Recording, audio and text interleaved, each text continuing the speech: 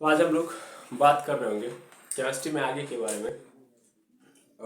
हम लोग पढ़ रहे थे कि क्या आखिर कार्बन के पास मतलब हम लोग कार्बन ऑर्गेनिक कंपाउंड्स पढ़ रहे थे, जिसमें इससे पहले हम लोगों ने ये सीख लिया कि कोई भी ऑर्गेनिक कंपाउंड है तो उसे ऑर्गेनिक कंपाउंड कब कहेंगे। तो ऑर्गेनिक कंपाउंड उन कंपाउंड्स को कहते हैं जिनके पास कार्बन हो, उसके साथ सिमिलर हाइड्रोजन हो, दैट मीन्स हाइड्रोजन के साथ कार्बन और हाइड्रोजन की बॉन्डिंग हो और उसके अलावा भी अदर हो, ठीक है ना, अदर एलिमेंट्स भी उसके साथ आए।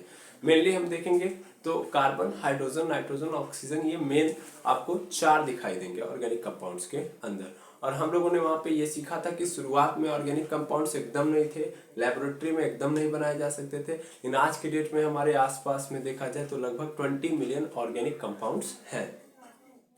तो मेनली पर्पस ये था हमारा, या हमने जब वहाँ पे छोड़ा था तो आखिर क्या ऐसी प्रॉपर्टी है कि चूंकि कार्बन ही मेन है किसी भी ऑर्गेनिक कंपाउंड के अंदर, मेन कौन है?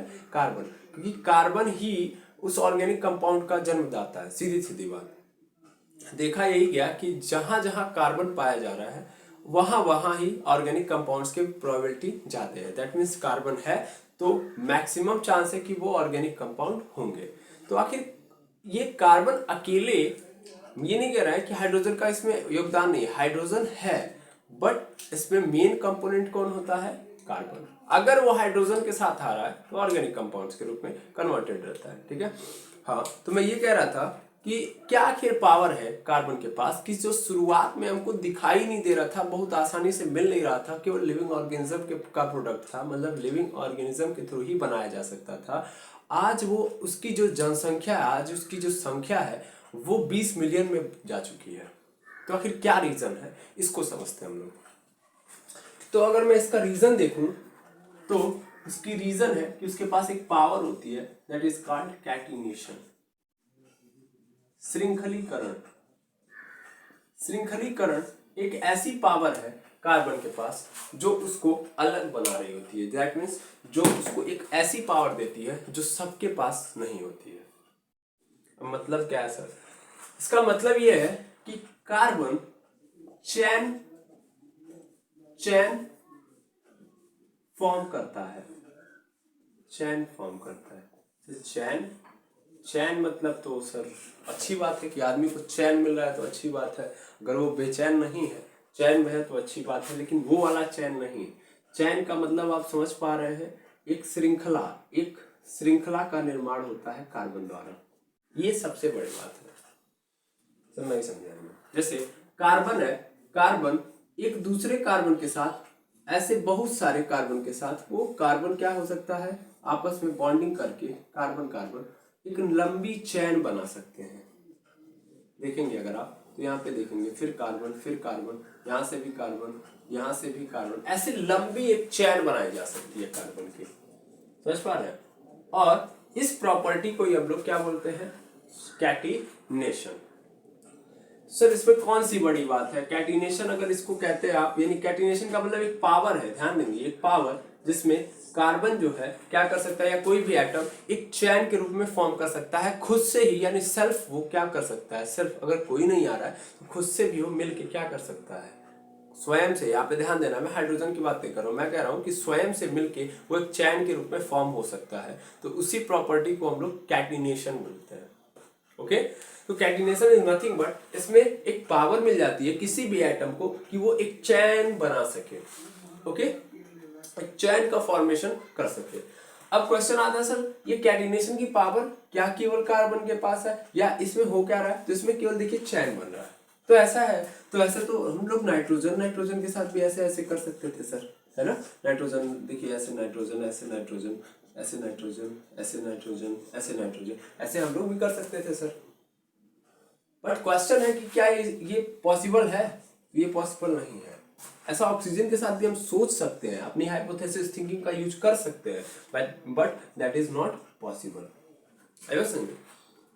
ओके, तो चलिए देखते हैं ऐसा क्या है इस कार्बन, नाइट्रोजन एंड ऑक्सीजन के अंदर। ठीक है, 1 मिनट लाइट चली गई है, 1 मिनट रुकेंगे। हाँ, तो देखेंगे आखिर ये क्या है, इसी को हम समझते हैं। ठीक है, तो सबसे पहले मैं इसे मिटा रहा हूं और आपको ये समझाने के लिए पुनः कि क्या ऐसा होता है, क्यों ऐसा होता है, इन सब चीज़ों को समझते हैं। ये पावर क्यों आखिर कार्बन को मिलती है। तो सबसे पहले हमको समझना पड़ेगा किसी भी कार्बन की या नाइट्रोजन की ऑक्सीजन की बॉन्डिंग को। जैसे समझिएगा, अगर मैं नाइट्रोजन की बात करूं तो नाइट्रोजन का होता है 7, ठीक है 7, और ये 7 है। तो अगर मैं इसका इलेक्ट्रॉनिक विन्यास निकालूं तो होगा मेरे पास, आप इलेक्ट्रॉनिक विन्यास बोर-बरी का नियम आप जानते होंगे, इलेक्ट्रॉनिक कॉन्फ़िगरेशन, जिसमें बताया जाता है 2 8, मतलब पहले में 2 डालेंगे, दूसरे में 8 डालेंगे, फिर तीसरे में भी 8 डालेंगे, चौथे में 18, फिर पांचवें में भी 18, फिर 32, फिर 32। ये प्रोसीजर बनाया जाता है, ठीक है ना, बोर-बरी के नियम के थ्रू। अब मैं अगर इस नाइट्रोजन की बात करूं तो इस नाइट्रोजन के पहले वाले सेल में कितना जाएगा, 2 जाएगा।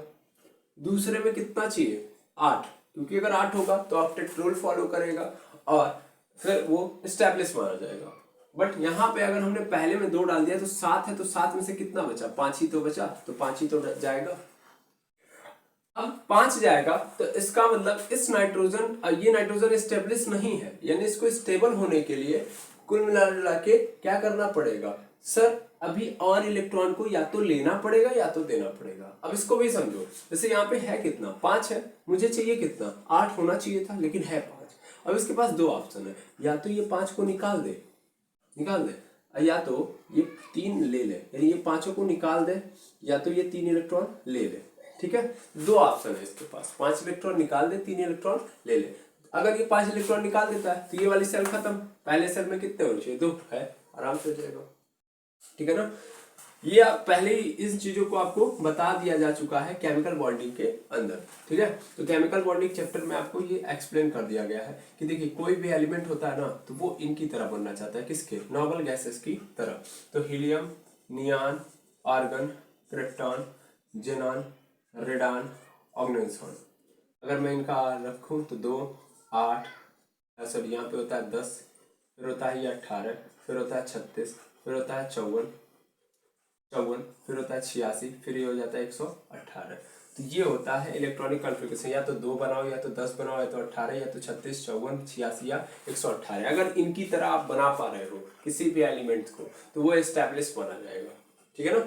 तो ये पहले में 2, लेकिन दूसरे में कितना है इसके पास, 5 है, ठीक है। अब ये बेचारा स्टेब्लिश नहीं है, तो ये अपनी स्टेबिलिटी को प्रूफ करने के लिए क्या करेगा, दैट मीन्स जब कोई चीज स्टेबल नहीं है तो अपने आप को स्टेबल करने के लिए उसको एक प्रोसीजर करना, एक प्रोसेस को अपनाना पड़ता है, वो होता है केमिकल रिएक्शन। यानी इसको केमिकल रिएक्शन करना पड़ता है। केमिकल रिएक्शन हिंदी में बोलते हैं रासायनिक संयोग, यानी रासायनिक संयोग करना पड़ेगा, तब जाके ये जो अपना चाह रहा है वो कर पाएगा। दैट मीन्स 5 है तो या तो 8 कर पाएगा या तो 2 कर पाएगा, यानी जो अभी चाह रहा है इसको स्टेबल है। यही चीज होती है स्थायी, यानी तभी ये क्या होगा, अस्थायी होगा, स्टेबल होगा। तो इसको आपको करना क्या पड़ेगा, रासायनिक संयोग यानी केमिकल रिएक्शन, ठीक है सर। यानी स्टेबल होने के लिए इसको केमिकल रिएक्शन करना पड़ेगा। तो केमिकल रिएक्शन में होगा क्या, अगर ये केमिकल रिएक्शन होगा तो केमिकल रिएक्शन का ही कारण बनता है, मतलब केमिकल रिएक्शन के कारण ही क्या बनता है, केमिकल बॉन्ड, ठीक है। अब इसका आप कारण मैं समझा रहा हूँ, केमिकल बॉन्ड क्यों बनता है। देखिए एक इलेक्ट्रॉन अगर वो एक एटम अगर वो अस्थाई नहीं है, जैसे ये अस्थाई नहीं है, तो ये आइसोलेटेड फॉर्म में आपको नहीं दिखाई देगा। आइसोलेटेड मतलब अकेले नहीं नजर आएगा, इसको मजबूरी है अपने आप को स्टेबल फॉर्म में ही लेके जाना। यानी जैसे कि कोई आदमी अगर अस्थाई नहीं है, स्टेबल नहीं है, तो वो एग्जिस्ट नहीं करेगा। तो उसी तरीके से हम ही लोग हैं, दिन प्रतिदिन अपने वर्किंग कैपेसिटी को बढ़ाते हैं, वर्क करते हैं लगातार, ताकि हम कोई ना कोई क्या अपने लाइफ के अंदर जो गोल्स बनाए हैं, जो हमारा स्टेबिलिटी पॉइंट है, जहाँ पे हम सोचते हैं कि हम यहाँ पे पहुंच जाएंगे तो हम स्टेबल हो जाएंगे, उसके लिए वर्क करते रहते हैं, ठीक है। और जब तक हम स्टेबल नहीं हो जाते तब तक हमको वर्क करना पड़ता है, यानी स्टेबिलिटी चाहिए ही चाहिए, मस्ट है। उसी तरीके से एक एटम की भी बात है कि अगर एक एटम है, अगर वो जब तक स्टेबल नहीं है, वो आइसोलेटेड में नहीं घूम सकता भाई, वो आइसोलेटेड में घूम ही नहीं सकता, उसको स्टेबल होना ही पड़ेगा। और स्टेबल होने के लिए यानी स्टेबिलिटी प्रोसेस को फॉलो करने के लिए क्या करना पड़ेगा, उसको केमिकल रिएक्शन करना पड़ेगा। केमिकल रिएक्शन का क्या कंडीशन बनेगा, क्या केमिकल रिएक्शन में होगा कि केमिकल बॉन्ड का फॉर्म होगा, ठीक है।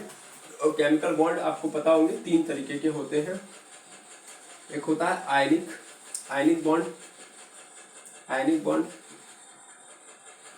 आयनिक बॉन्ड, इसको रासायनिक बंध बोलते हैं हिंदी में, ये भी याद रखेंगे आप लोग, रासायनिक बंध। तो 3 प्रकार के आयनिक बंध होता है, सहसंयोजक बंध जिसको हम लोग क्या बोलते हैं, तो हम लोग बोलते हैं, आप याद करिए,